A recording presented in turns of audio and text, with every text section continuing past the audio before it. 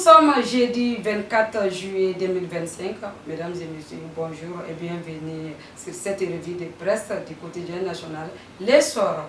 Invité de l'émission Malprata Sira 3 sur l'ORTM, le ministre chargé de la réconciliation, le général d'armée Ismaël Ouagué, a présenté les actions de son département pour restaurer la paix au Mali.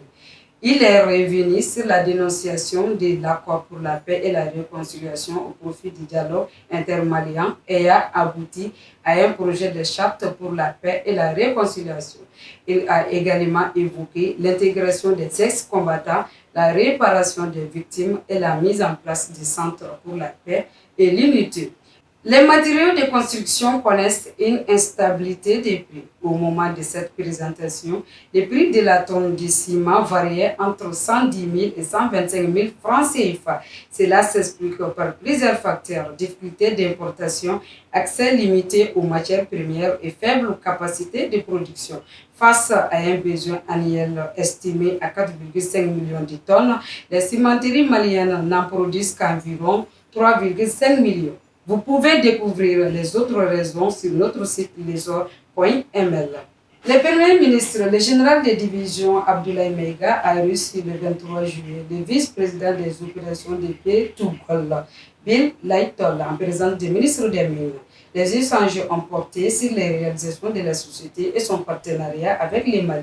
Le Premier ministre a salué la collaboration franche entre l'État malien et Bill Tougol, réaffirmant la volonté du gouvernement d'encadrer le secteur minier afin de garantir à la fois les intérêts du peuple malien et ceux des investisseurs. Dans une ambiance à la fois solennelle et festive, la phase locale de la Biennale artistique et culturelle s'est ouverte lundi dernier à Ségou, dans la salle Tchetki Badanti.